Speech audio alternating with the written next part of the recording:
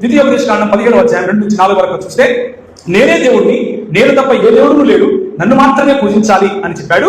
పూజించని వాళ్ళను చంపాలి అని చెప్పాడు. కాబట్టి ఈ దేవుడికి మదం ఎక్కువ అని మాట్లాడే మదం ఎక్కినోడు చాలా మంది ఉన్నారు ఈరోజు. వీళ్ళ మదం ఎలా దించాలి అంటే దేవుడి వాక్యం చదివితే సరిపోతుంది. ఒకసారి చూడండి, ఇశ్రాయేలీయులతో ప్రత్యేకమైన నిబంధన చేశాడు ప్రభు. ఇశ్రాయేలీయులను ఎన్నుకున్నాడు. నేను నీ తండ్రిని అని చెప్పాడు, నేను నీ భర్తను అని చెప్పాడు, నేను మాత్రమే నీకు దేవుణ్ణి అని చెప్పాడు. నీ ద్వారా ప్రపంచం మొత్తానికి నేను ఏం చేస్తాను, రక్షణ కార్యాన్ని తీసుకొస్తాను అని చెప్పాడు. మీరు 400 సంవత్సరాలు మగ్గుతారా నాన్న, మీరు అక్కడ మగ్గే సమయంలో మీ బానిసత్వం నుంచి మిమ్మల్ని విడిపిస్తాను, నేను గద్దరెక్కల మీద తీసుకొని వచ్చినట్టుగా మిమ్మల్ని తీసుకొని వస్తాను అని చెప్పి తీసుకొని వస్తూ ఉంటే, ఆయన చేసిన ప్రతి ఒక్క ప్రామిస్ నెరవేర్చుకొని తీసుకొని వస్తూ ఉంటే వీళ్ళు ఏం చేశారు, తిరుగుబాటు చేశారు.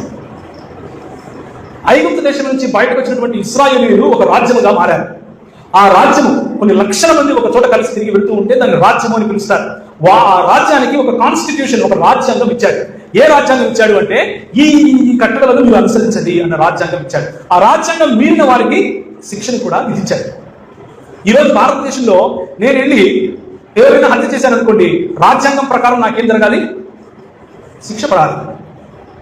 అలా శిక్ష విధిస్తే నాకు మదం ఎక్కిందని అర్థమా? మన దేశ రాజ్యాంగానికి మదం ఎక్కిందని అర్థమా?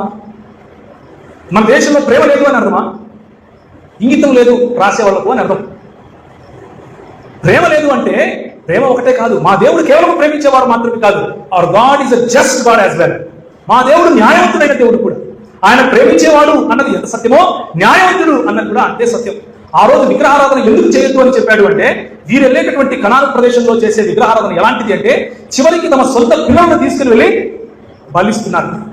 సొంత పిల్లలను బలించే సంస్కృతి, సొంత భార్యలను అమ్ముకునే దుస్థితి, సొంత భార్యలను పరునికి మరి దానముగా ఇచ్చే దుస్థితి మన సంస్కృతిలోనూ చర్చ చేసింది ఒకప్పుడు.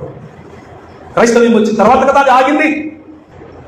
అలాంటి దుస్థితిలోకి నువ్వు వెళతావు. ఒక్కసారి ఒక చిన్న కాంప్రమైజ్ చేసావనుకో, ఒక్క విగ్రహానికి నువ్వు మొక్కడం మొదలు పెడితే, ఆ విగ్రహం వెనక ఉన్నటువంటి ఆ శక్తి, ఆ విగ్రహం వెనక ఉన్నటువంటి దైవ వ్యతిరేకమైనటువంటి ఆలోచనలు నిన్ను గమ్ముకుంటాయి.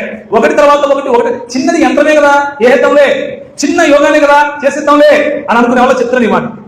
ఒక్కసారి నువ్వు కాంప్రమైజ్ చేస్తే, once you take that step of compromise, you will go ahead and do everything that they do.